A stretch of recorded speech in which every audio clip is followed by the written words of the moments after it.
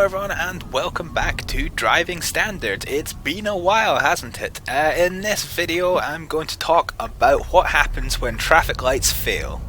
I have two examples here for you today, both recorded on the same night, and they show going through broken traffic lights with different priorities. One where the other road users have priority over me, and one where I would have the priority over other road users. Alright, here's our first example. Now, normally in the direction that I'm coming from, when the light is green, the other two directions, the light is red, which means I have priority over the junction, effectively. However, with the lights not working, it becomes a T-junction. I'm in the joining part of that junction, which means I do not have the priority to just pull out as I would ordinarily. So the first thing I do when I see the lights aren't working is that I slow down and I start to think where other cars might be coming from. Ordinarily, if it was a red light, I would stop at the solid white line that goes across your lane. This is the junction line, which if it's a red light, you do not cross that at all. However, in this situation, I don't have full visibility of the road, so I do need to cross the junction line before the point where I commit to going. So what I do is I slow right down, and from the point where we see here, I'm now looking off to the right to check for cars that are coming from that direction. Once I can see there's no vehicles coming from the right, I put my indicator on to signal my intentions, and I creep forward looking to the left until I have a clear view of the road to the left. It's only once I can tell that there's no vehicles coming in both directions that I use the accelerator to commit to going through the junction. Alright, so here's our second example, which was slightly further up the road. Same as last time.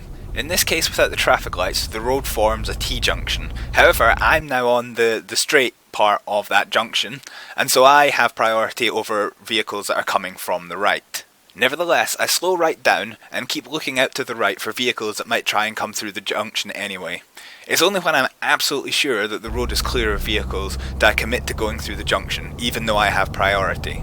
So there you have it.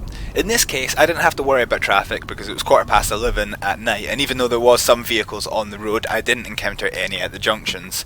But in busier places, or if this happens during the day, you might not be so fortunate. So it's important to remember the following things when dealing with broken traffic lights like this. 1. Slow right down, stopping if you have to. Give yourself the time to check all directions for other vehicles. 2. Make sure you're in a position that you can see the entire junction before you commit to driving through it. This also gives the other road users a chance to see you. 3. Use your indicators to clearly signal your intentions. 4. Once in a safe place, use your phone to contact the local council's road emergencies team, who will send someone out to fix the lights. If you're particularly concerned, contact the police on the 101 non-emergency number. They will evaluate the situation and send someone out if they feel it would be safer for the traffic to be controlled by a police officer. In this case, someone was already out fixing the lights and I didn't need to call anyone. If you follow these steps, and take any other reasonable precautions you feel are necessary, you will be able to pass through junctions with broken signals safely for yourself and other road users.